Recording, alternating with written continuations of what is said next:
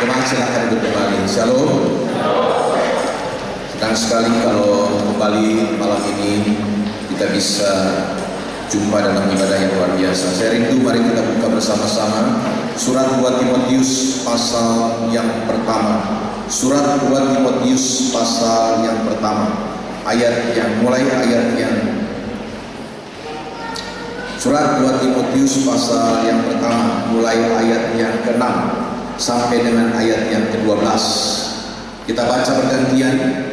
Saudara, saya mulai ayat yang ke-6, kita bergantian sampai di ayat yang ke-12.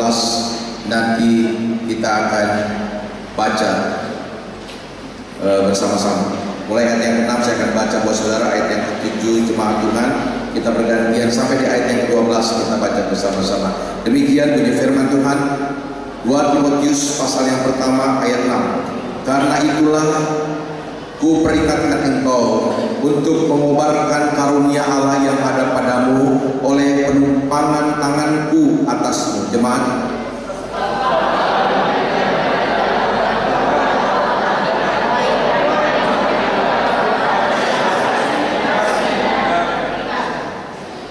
jadi janganlah malu bersaksi tentang Tuhan kita, dan janganlah malu karena aku seorang hukuman karena dia, melainkan ikutlah menderita bagi Injilnya oleh kekuatan Allah.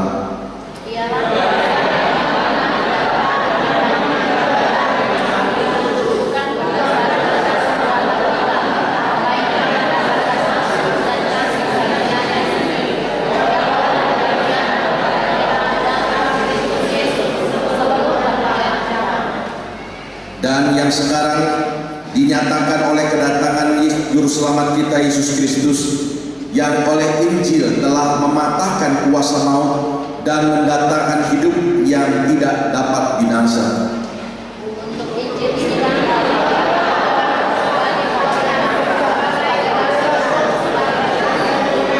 Bersama-sama, itulah sebabnya aku menderita semuanya ini, tetapi aku tidak malu, karena aku tahu kepada siapa aku percaya, dan aku yakin bahwa Dia berkuasa memeliharakan apa yang telah dipercayakannya kepadaku hingga pada hari Tuhan.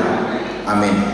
Saudara-saudara, surat 1 dan 2 Timotius ini adalah surat pengembalaan dari seorang gembala senior, dari seorang yang bernama Paulus, yang dikirimkan surat ini kepada anak rohaninya yang bernama Timotius, yang mengembalakan jemaat yang ada di kota Efesus. Surat ini dikirim juga atau disebut juga sebagai surat penjara, karena surat ini ditulis oleh Rasul Paulus ketika Paulus ada dalam penjara di Roma, di Italia, ketika dia naik banding ke pemerintah Romawi. Tahun 67 Masehi surat ini dikirimkan kepada Timotius dengan tujuan supaya Timotius kuat di dalam Tuhan, mengobarkan kasih karunia.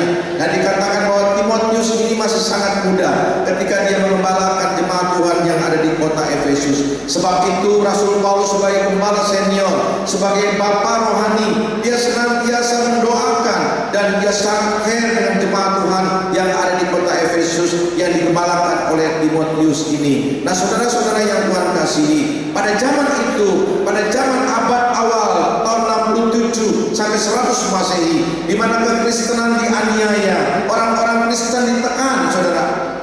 Dan kondisi itu saya pikir sama dengan kondisi kita di akhir zaman ini. Bulan-bulan terakhir kita mendengar berita tentang ISIS, sebuah organisasi radikal yang dimulai dari kota Irak.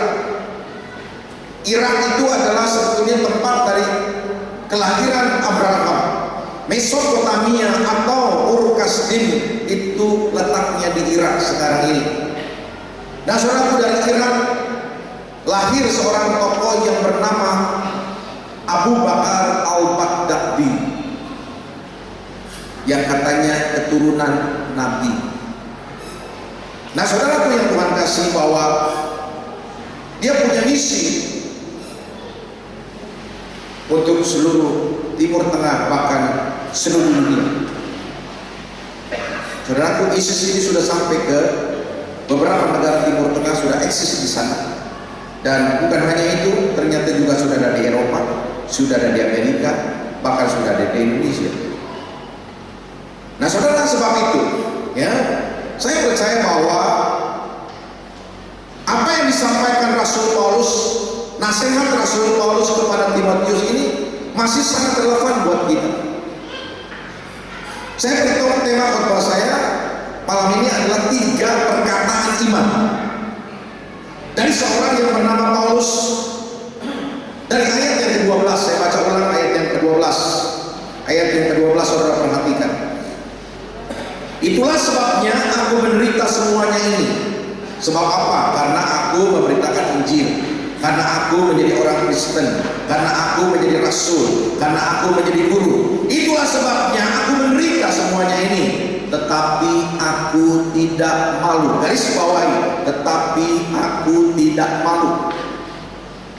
Perkataan iman yang kedua, karena aku tahu kepada siapa aku percaya.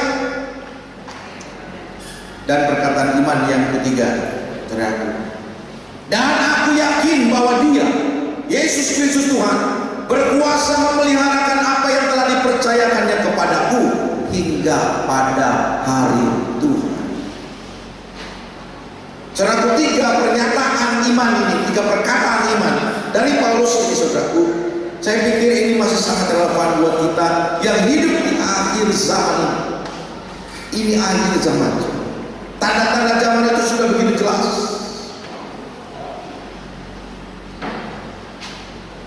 Yang pertama, Paulus berkata, aku tidak malu.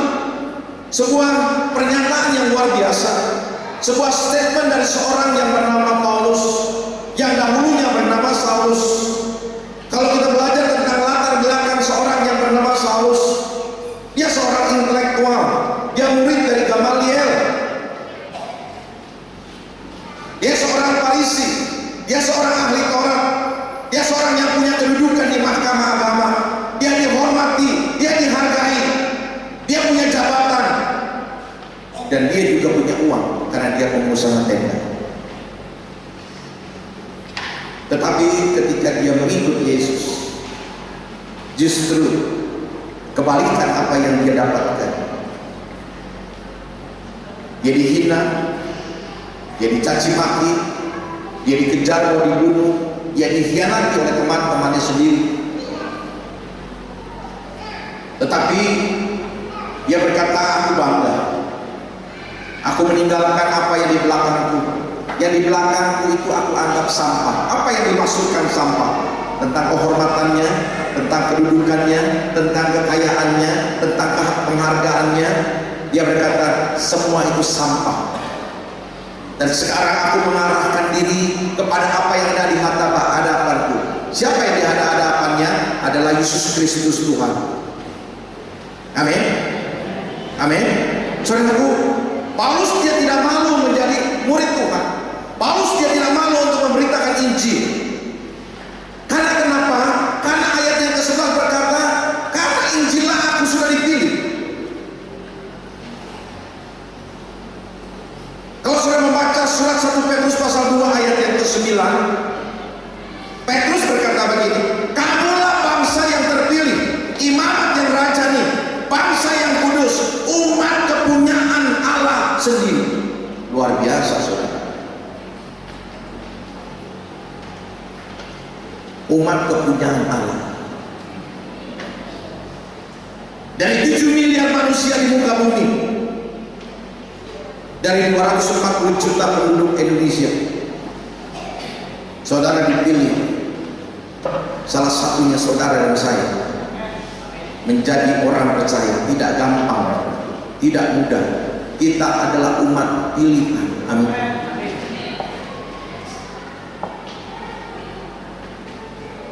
Dua bulan yang lalu saya ada di Malang. Layanan Sabtu, Minggu, Senin saya langsung pulang siang.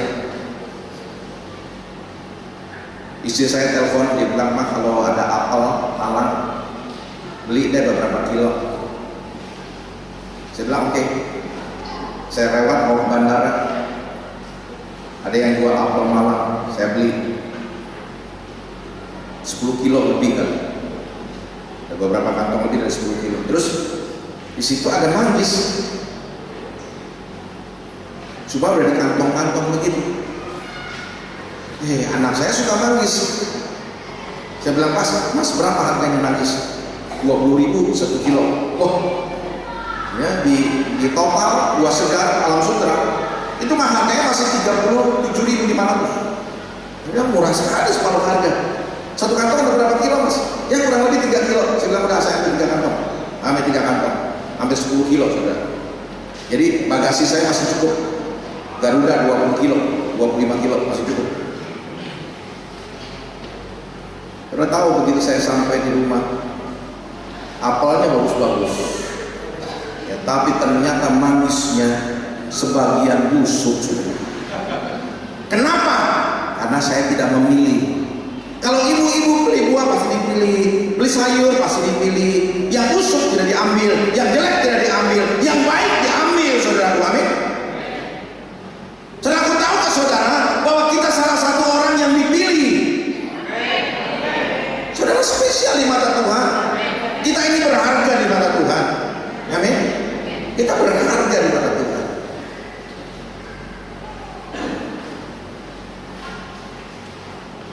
Saya ada cincin batu giok. Saya diberikan oleh saudara saya yang ada di Cunggo di Guangzhou. PP10 dia pulang ke Cunggo.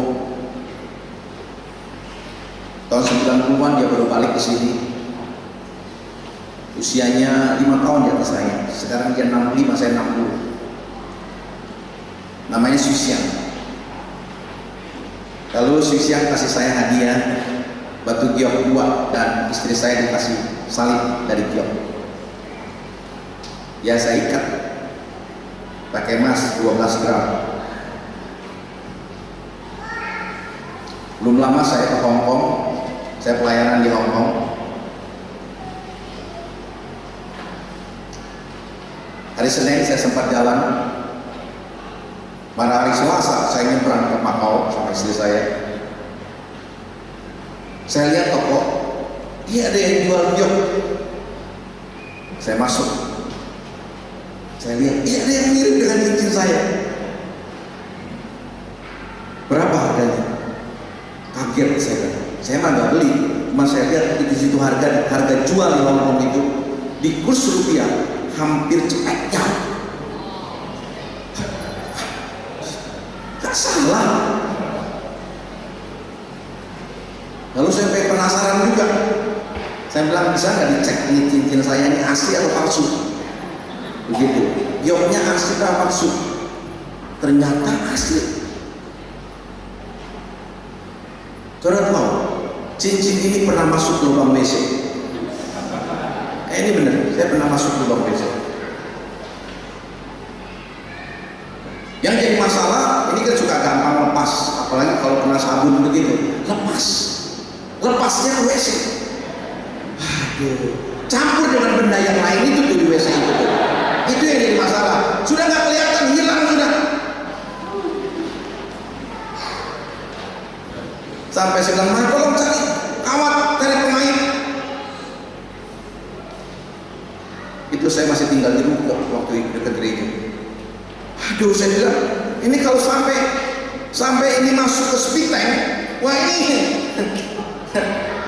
tamat ini kayaknya. Kalau ini nggak berharga, saudara, ini imitasi, saya masukin aja ke Spiteng, saudara. Aduh, saya berusaha ambil, nggak dapat, saudara. Saudara tahu apa yang terakhir saya lakukan? Ini tangan saya masukkan ke situ.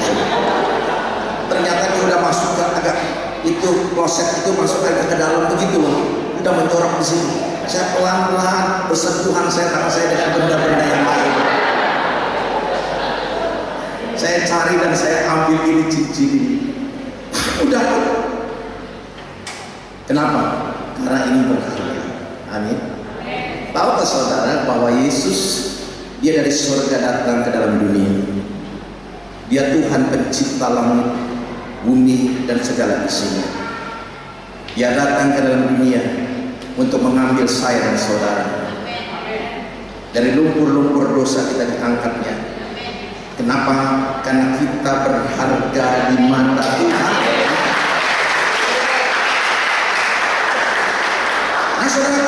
1 Petrus pasal yang kedua ayat yang ke-9 berkata, kamu adalah milik kepunyaan Allah sendiri. Untuk apa? Supaya kamu memberitakan perbuatan-perbuatan yang besar dari Dia.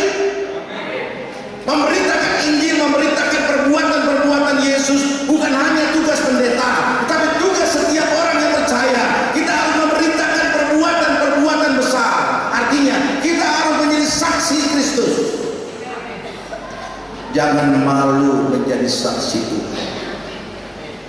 Jangan malu memberitakan Injil. Amin. Kemarin Idul Fitri, saudara. 2 hari ada retreat remaja kami, anak-anak remaja umur 13 sampai 15-16 tahun. Ada 100 anak lebih ikut retreat itu di Sawangan.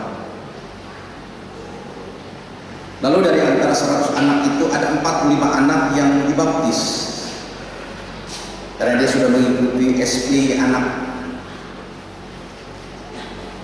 minta dibaptis. Lalu dari ketua pemuda kami, dia bilang, oh bisa nggak om yang baptis 45 anak ini? Oke, berdua dengan Pak Thomas, wakil saya. Saya berkata, baik. Saya pulang dari luar kota hari Jumat, jadi Sabtu saya ke sana. Diantar oleh salah satu jemaat namanya Pak Supardi. Pak Pardi antar saya kok capek bener nyetir ke Sawangan. Akhirnya Pak Supardi antar saya. Selesai baptisan jam 4 sore udah selesai, saya pulang. Keluar dari pintu gerbang di Sawangan itu, tiba-tiba saya ingat akan seseorang. Rasanya saya pernah ada di sini, mau udah berubah tempatnya, tapi tempatnya kurang lebih di sini kan. Begitu di pintu gerbang itu saya tanya dengan penunggu pintu di tempat retreat itu, saya bilang, Pak, kenal nggak sama Pak Umar? Pak Umar yang mana ya? Saya berkata, saya kenal dia tahun 70-an, dia adiknya Pak Lurah di sini. Oh, Ustaz Umar. Oh iya, mungkin dia adiknya Pak Lurah. Iya betul, adiknya Pak Lurah. Di mana Pak rumahnya? Itu dekat. Ditunjuk sama dia, itu kelihatan, itu belok kanan sedikit, nah itu dia rumahnya. Di depan itu rumah anaknya. Oh iya udah. Saya bilang sama Pak Supardi, Pak Supardi, ada waktu nggak kita mampir dulu? Suasana kan masih Idul Fitri ini. Oh ya nggak apa-apa. Jadi parkirlah mobil di situ depan pintu gerbang. Lalu saya ketok pintu rumah itu Pak Umar. Assalamualaikum. 2 kali. Assalamualaikum dari dalam rumah. Waalaikumsalam. Buka pintu. Begitu dia buka pintu, dia kaget. Beberapa detik dia nggak bisa bicara. Bengong gitu. Dia berkata, Hengki, betul Hengki? Yang jawab bukan saya, Pak Supardi, jemaat saya. Benar ini Pak Hengki. Aduh, dia peluk saya saudara. Kemana aja? Udah berapa lama kita nggak ketemu? Tahun berapa yang terakhir juga? Ya saya bilang kemungkinan 79-80 kali. 80 tahun, 8 tahun 80 berarti 34 tahun. Saya nggak ketemu dia. Waduh, dia panggil istrinya, anak. Ini teman papa nih dulu, waktu masih muda. Wah gini-gini. Pertanyaannya begini. Hei, sekarang tinggal di mana? Masih dagang? Dagang apa? Dagang batik? Saya bilang, saya sudah nggak dagang. Tuh, kerja apa? Sekarang saya jadi pendeta. Pendeta? Bagaimana bisa jadi pendeta? Saya bilang, ente jadi ustaz, aneh jadi pendeta. Lalu saya cerita bagaimana saya bisa jadi Kristen. Lalu dia berkata begini, Yesus yang ente sembah itu adalah Nabi Isa di Alkitab, di kitab kami. Kalau kami sholat Isya setengah 8 malam, jam-jam begini, sholat Isya itu kami menyembah Nabi Isa. Lalu saya bilang begini, di kitab Anda Isa itu Nabi, tetapi bagi saya dia Tuhan. Nah, saudara-saudara yang Tuhan kasih, kita tidak usah malu, kita jangan malu untuk memberitakan Yesus. Amin. Saudara, kalau Sintia ya Imlek, saudara ambil kesempatan untuk pergi ke famili keluarga yang belum percaya Tuhan. Siapin amplop, masukin amplop. Ya. Hampir setiap tahun saya ambil kesempatan ini. Saya cari keluarga saya yang sudah lama nggak ketemu, segitu ketemu, gue nih kalau jadi pendeta. Nah, kesempatan itu saudara, kesaksian. Itu dia kesempatan. Nah, saudara yang Tuhan kasih, bahwa kita dipilih oleh Tuhan menjadi bangsa yang dikuduskan Tuhan, menjadi imamat yang rajani, menjadi umat kepunyaan Allah, supaya kita memberitakan perbuatan-perbuatan besar dari Dia. Amin. Jangan malu memberitakan nama Yesus. Kalau malu bagaimana? Apa akibatnya? Coba buka Injil Lukas pasal 9. Lukas pasal 9 ayat yang ke-26. Lukas pasal 9 ayat 26. Sebab barang siapa malu karena aku dan karena perkataanku, Anak Manusia juga akan malu karena orang itu, apabila ia datang dalam kemuliaannya dan dalam kemuliaan Bapa dan malaikat-malaikat kudus. Saudara, kalau kita malu memberitakan nama Yesus, kalau kita malu memberitakan Injil, kalau kita malu menjadi orang Kristen, Tuhan juga akan malu karena kita.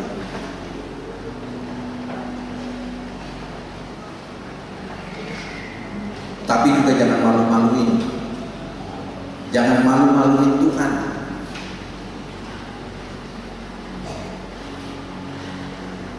Di jemaat yang saya layani ada anggota KPK, kebaktian jam 10 siang, namanya Bintoro. Dia seorang kepercayaan Abraham Samad. Kalau nangkep koruptor, dia salah satu orang. Lalu dia bilang begini, Om, kapan Om sempat khotbah di KPK, Om?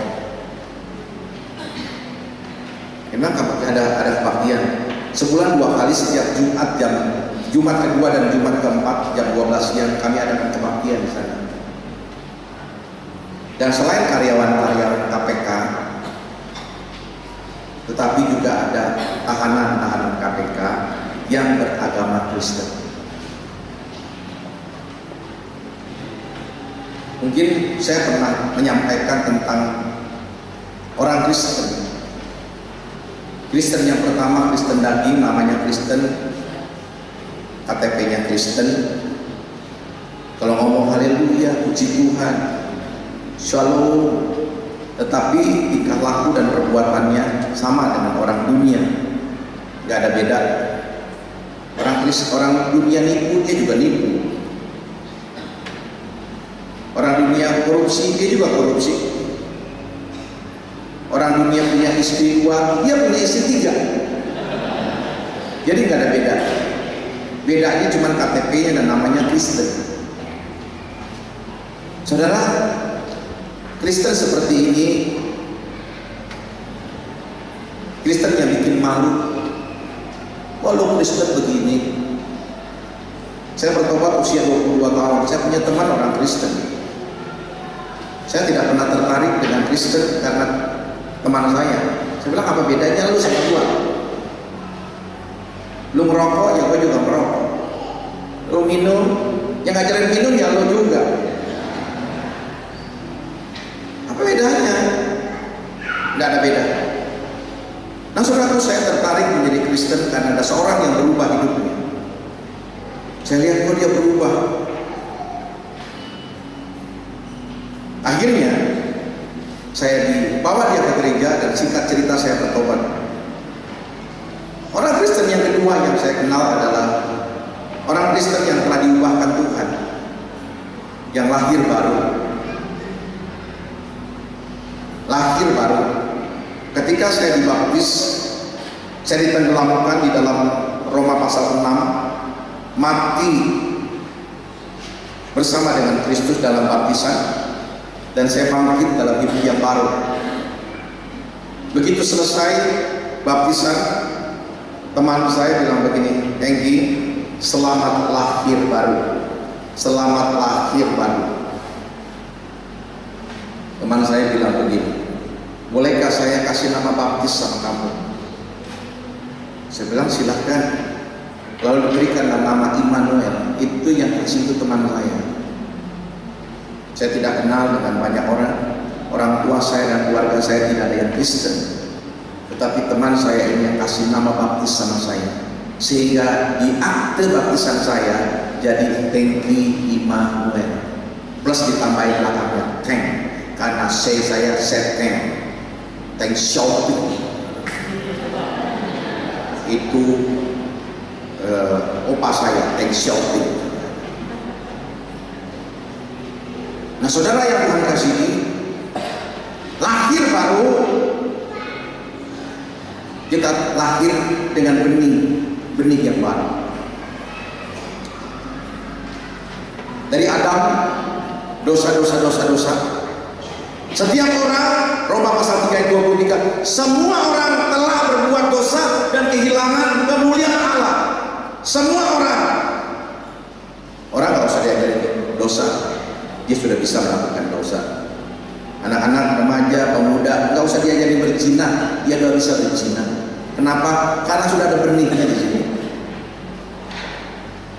Tetapi begitu sampai benih itu stop, benih itu berhenti, di mana? Di kandungan Maria. Di kandungan Maria, benih dosa itu stop. Alkitab berkata Maria mengandung dari Roh Kudus. Jadi tidak ada benih manusia di situ, tidak ada benih Adam di situ. Yang ada adalah benih Roh Kudus. Yesus lahir tanpa dosa, tetapi dia menjadi dosa untuk kita. Ketika kita menerima Yesus sebagai Tuhan dan Juru Selamat, surat 1 Yohanes pasal 3 ayat 9 berkata, kita tidak berbuat dosa lagi, sebab benih ilahi sudah ada di dalam kita. Amin. Jadi benih dosa mati ketika kita dibaptis. Ada benih yang lain ketika kita lahir baru, benih ilahi yang membuat kita menang atas kuasa dosa. Saudara, kalau kita menjadi orang percaya, kita harus berbuat apa yang Yesus lakukan. Jangan bikin malu Tuhan. Dan orang berkata, orang Kristen begitu sih, kok hamba Tuhan begitu sih. Udah hutang gak mau bayar, ditagih, susahan dia, galakan dia ditaginya. Pakai ilmunya, ciak, caw, ciak, langsung caw. Saudara, yang pertama, 3 pernyataan iman. Yang pertama adalah aku tidak malu. Beritakan nama Yesus, siarkan nama Yesus, amin. 4 bulan lalu istri saya ganti mobil Grand Livina, udah tahun yang kelima, bulan Oktober. Jadi awal tahun kemarin tuh ada pameran mobil di Alam Sutra. Akhirnya singkat cerita adalah ambil Mobilio, Honda Mobilio. Mobil Livinanya dijual, ditambahin beli Mobilio. Lebaran saya pakai, jadi Idul Fitri kita pakai itu mobil ke Bandung, muter. Begitu sampai di rumah, saya cek bensinnya, ternyata bensinnya 1 liter bensin untuk 15,8 km. Itu matic. Teman saya bilang, yang manual saya pakai 120.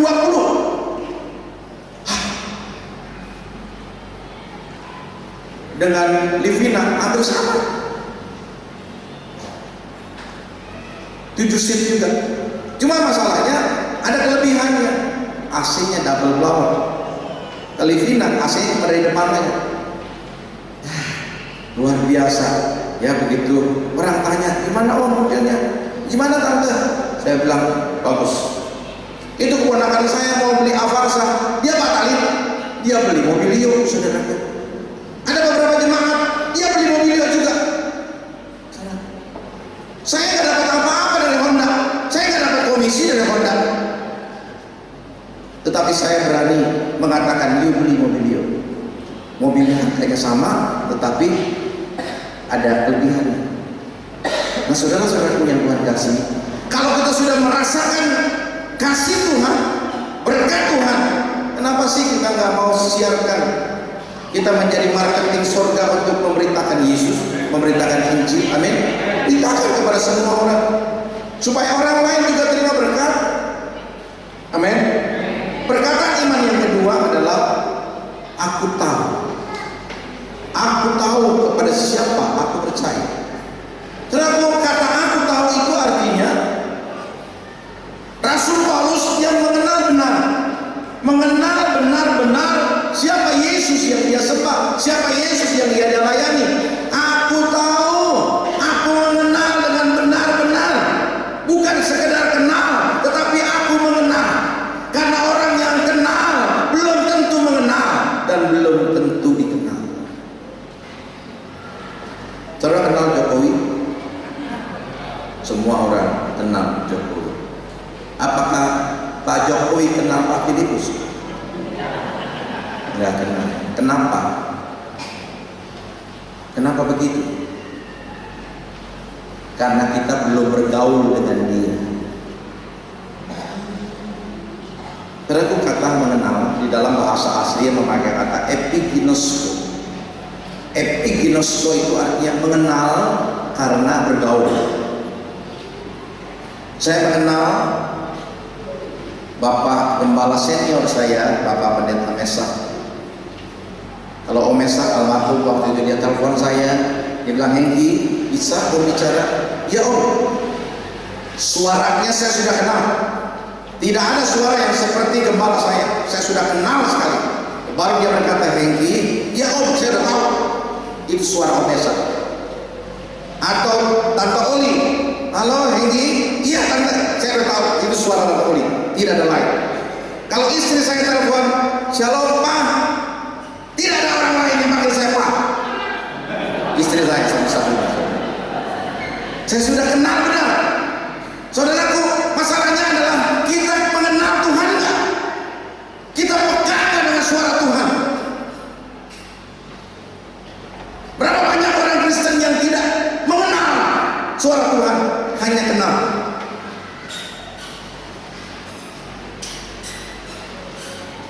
Lalu dalam Alkitab di kota Efesus ada seorang imam Yahudi yang bernama Skewa. Skewa punya 7 orang anak laki-laki. 7 orang anak laki-laki ini anaknya imam, kerjaannya penenun, tukang sihir. Satu hari ketika Paulus pelayanan di kota Efesus, dia ikutin Paulus. Rupanya ini saingan gua nih. Ada orang yang sakit, tidak doakan dalam nama Yesus sembuh. Orang yang gila dalam nama Yesus sembuh. Orang yang kerasukan setan dalam nama Yesus, setan pergi. Mulai dia pikir, waduh, ini ada ilmu baru nih. Ya. Hanya dengan nama Yesus orang sakit sembuh. Hanya dengan nama Yesus setan pergi. Wah. Lalu dia berkata, yuk kita lakukan ini. Di ilmu kita nggak ada mengusir setan, itu nggak bisa. Karena setan nggak mungkin usir setan.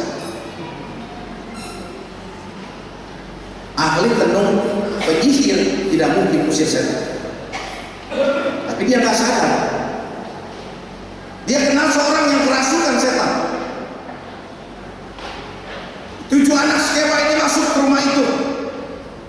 Dia berkata dalam nama Yesus, setan kau pergi, setan kau keluar. Setan yang nggak keluar, dia nih yang keluar. Coba kita buka di dalam Kisah Para Rasul pasal 19. Kisah Para Rasul 19 ayat 14 dan ayat 15 saja. Saya dua ayat ini saya baca buat saudara. Ayat 14 dan 15 saja. Kisah Rasul pasal yang 19. Kalau bisa ditayangkan di LCD. Kisah ya. Nah ini. Ayat 14. Mereka yang melakukan hal itu ialah 7 orang anak dari seorang imam yang kepala yang Yahudi yang bernama Skewa. Ayat 15. Ini roh dia usir setan. Tetapi roh jahat itu, setan itu menjawab, Yesus aku kenal, Paulus aku ketahui, tetapi kamu, siapa kamu ini? Ternyata saudara, iblis, setan itu kenal Yesus. Tetapi saya mau katakan, iblis tidak mengenal Yesus. Iblis hanya kenal Yesus. Kalau saudara membaca Injil Matius pasal 4, ketika Yesus dibawa ke padang gurun setelah dia puasa 40 hari 40 malam, iblis mencobai Yesus dan iblis berkata begini, jika engkau anak Allah, ubah itu batu jadi roti. Jika engkau anak Allah, jatuhkanlah diri kau ke bawah. Sebab ada tertulis dalam Mazmur pasal 91 bahwa malaikat-malaikatnya akan menantang dalam tangannya supaya kakimu tidak terantuk pada batu. Saya coba klik bahasa asli. Bahasa aslinya menarik. Bahasa asli Alkitab bahasa Yunani bilang begini. Yesus, jika memang kau benar-benar anak Allah, buktikan. Ternyata iblis tidak tahu bahwa Yesus adalah Tuhan. Dia tahu Yesus itu adalah manusia. Artinya iblis hanya kenal Yesus, tetapi iblis tidak mengenal Yesus. Sampai di atas kayu salib, iblis tertawa. Engkau yang kata mau menyelamatkan manusia, selamatkan dirimu sendiri. Iblis senang Yesus disalib. Dia nggak tahu bahwa Yesus bangkit. Saudara, Yesus adalah Tuhan dan iblis tidak mengenal Dia. Iblis hanya kenal Yesus. Saya mau katakan begini, kalau orang Kristen hanya kenal Yesus, apa bedanya dengan iblis? Saya minta maaf ya. Apa bedanya dengan iblis?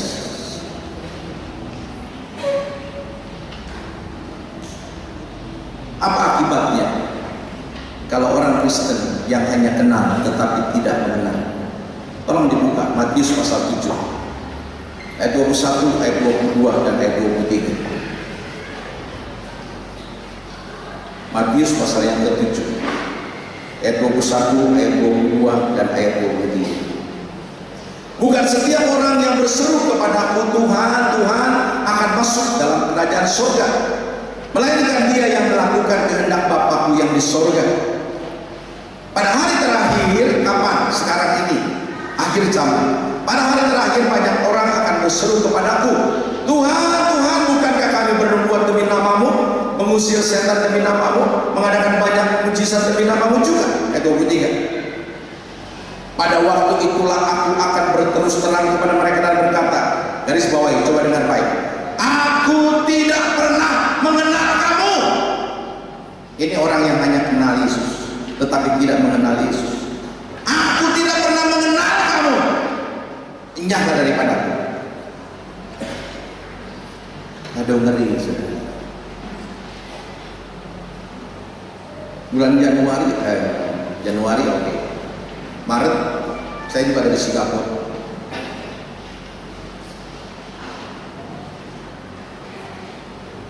Anak angkat saya, ponakan saya, namanya Heri. Tahun 2001 dia sudah jadi citizen Singapura. Dia dulu melayani di gereja di Geraha Raya sebagai pemain bass yang cukup bagus. Dia pindah ke Singapura. Sampai di Singapura saya bilang, Her, kamu tetap melayani istrinya, ponakan saya Yudit, namanya Yudit, kamu juga tetap melayani. Saya bawa ke gerejanya Pak Johan Handoyo, Betani Singapura. di Hyatt Hotel sekarang ibadahnya. Bertahun-tahun di situ dia melayani. Senang, saya senang kalau saya ke sana, saya juga pernah melayani juga di sana. Tapi Desember akhir saya ada di sana. Saya bilang, Her, kamu tidak ada pelayanan? Dia panggil saya Tio. Tidak, Tio. Kenapa? Saya udah nggak melayani di situ. Sekarang kebaktian di mana? Saya ke Yosef Primo.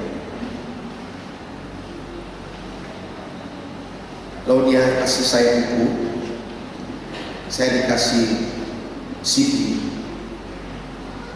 Dia bilang Yosef Primo luar biasa. Apa keistimewaannya? Pengajarannya luar biasa, menarik sekali tentang grace, anugerah, luar biasa. Tetapi inti daripada segala semuanya, kalau saya rangkum adalah sangat Calvinis.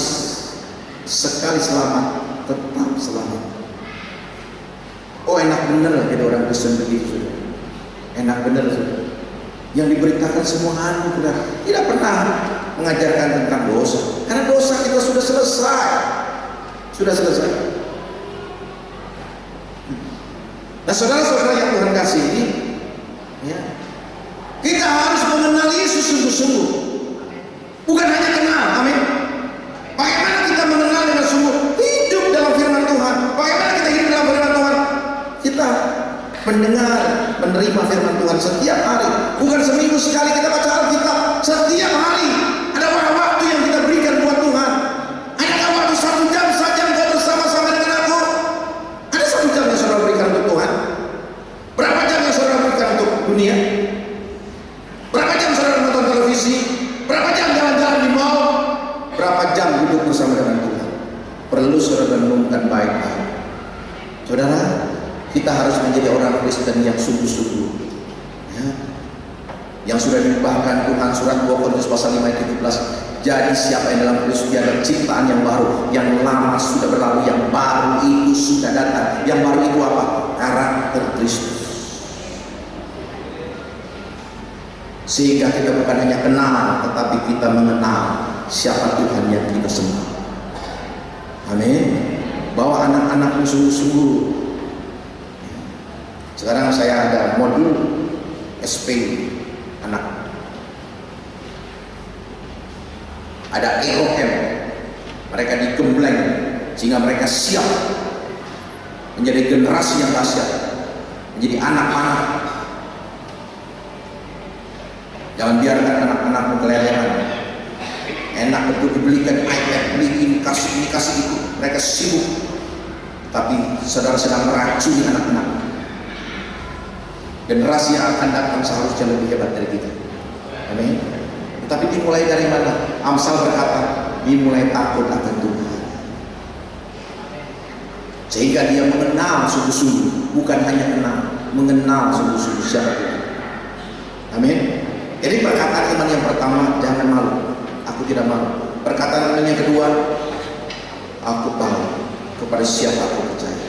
Artinya kita harus mengenal sungguh-sungguh. Dan yang terakhir, yang ketiga, dan aku yakin bahwa dia itu berkuasa. Saudara, ketika Saulus dia berjalan menuju ke Damsyik, dari Yerusalem dia berjalan menuju ke Damsyik. Damsyik itu Damaskus, ibu kota Suriah sekarang yang sedang perang, saudara, itu Damsyik. Tiba-tiba Saulus dia melihat sinar yang begitu terang, dan dia terjatuh tersungkur, dia rebah dan matanya buta. Dia berkata, siapakah engkau Tuhan? Aku Yesus, orang yang kau aniaya itu. Kenapa Saulus jadi tuntun oleh teman-temannya masuk ke kota Damsyik? Dicatat oleh Lukas dalam Kisah Para Rasul pasal 9. Yang nulis Kisah Para Rasul itu adalah Lukas, yang nulis Injil Lukas. Lukas mencatat apa yang diperkatakan, apa yang telah diperbuat, direkam semua Itu artinya konfirmasinya ke-13 surat Rasul Paulus ada di Kisah Para Rasul. Dia masuk ke kota Damsyik, dia tinggal di rumah seorang yang bernama Yudas di jalan lurus. Sangat jelas Lukas mencatat itu dengan mata yang buta. Saudara, bagi seorang Saulus, dia seorang ahli Taurat, dia seorang Farisi. Kalau saudara tahu orang-orang Farisi, saudara pergi ke Yerusalem, ada di tembok ratapan, disitulah mereka berdoa. Mereka membaca Taurat. Ada yang bacanya begini, ada yang bacanya begini, ada yang tenang baca, jenggotnya panjang, caping kita, ada cabangnya. Mereka ahli Taurat. Setiap hari saya pelajari tentang Taurat, minimal seorang ahli Taurat itu membaca Taurat itu setiap hari 4,5 jam minimal baca Taurat. Ketika Saulus dia matanya buta, itu musibah besar buat seorang yang bernama Saulus. Dia nangis. Tuhan berbicara kepada murid yang bernama Ananias. Tuhan berkata, Ananias, pergilah engkau ke jalan lurus di rumah Yudas. Ada seorang dari Tarsus namanya Saulus, dia sedang berdoa di sana. Doakan dia. Ananias masih bilang, Tuhan, ini kan orang yang aniaya muridmu, orang yang suka bakar gereja itu. Tuhan bilang, benar, memang dia orangnya. Sekarang aku mau pakai dia menjadi alatku. Ananias pergi ke rumah Yudas di jalan lurus. Dia berkata kepada Saulus, aku diminta, Tuhan Yesus minta aku supaya doakan engkau, supaya engkau sembuh. Begitu didoakan dalam nama Yesus, matanya sembuh. Saulus bertobat. Dia dibaptis. Dia punya Roh Kudus. Dia ikut Tuhan. Luar biasa. Sehingga dia berkata, aku yakin sepenuhnya bahwa dia itu berkuasa. Ketika matanya sembuh, dia melayani orang-orang yang buta sembuh, orang yang timpang jalan, orang yang lumpuh bangkit. Dan dia berkata, aku yakin sepenuhnya bahwa dia itu berkuasa. Saudara, aku yakin tidak bahwa Yesus berkuasa? Saya lahir di tengah-tengah keluarga yang sangat fanatik dengan tradisi nenek moyang. Rumah saya 100 meter dari kelenteng pasar Tanah Abang. Baunya dupa itu masuk ke rumah saya setiap hari. Dari kecil saya suka sekali ikut-ikut. Apalagi kalau ada parong saya begitu, wah saya udah ikut-ikutan. Lagi wayang Kotegi sudah itu, wah saya senang juga. Dan bukan hanya itu, ada atraksi orang jalan di atas api. Bara dibakar, ada berapa meter begitu. Kalau ada beberapa orang pakaian putih, ikat kepala pakai bendera, di jalan lintasi itu api tanpa alas kaki. Saya bengong, saya lihat, kok bisa ya? Saya deketin apinya panas, saudara. Tetapi dia nggak terbakar oleh api itu. Di situ ada semacam kuali begitu. Ada minyak yang sedang digodok mendidih. Dia sendok pakai kayu dari batok. Dia mandi minyak mendidih. Ternyata dia nggak luka. Saya bilang, Pak, kok bisa ya? Papa saya bilang, karena ada dewa yang dilindungi. Dewanya siapa, Pak? Ada Quan Kong, ada Tatmo Chausu. Ada siapa lagi, Pak? Hoptek Chengxi. Ada siapa lagi, Pak? Sudah banyak benar dewanya.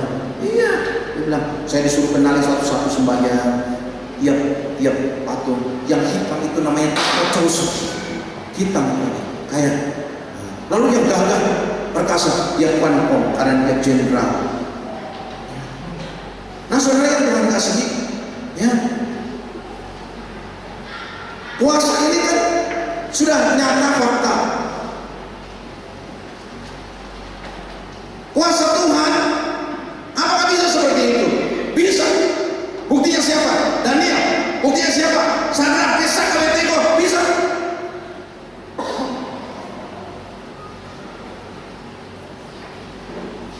Tahun 96 saya sakit. Pingsan, saya dibawa ke rumah sakit sama istri saya, sama beberapa jemaat, istrinya Pak Sumarto. Saya masih tinggal di Ciledug. Tahu-tahu saya sudah ada di rumah sakit Geraha Medica buat jeruk. Saya sudah diinfus di UGD. Dokter USG Bronson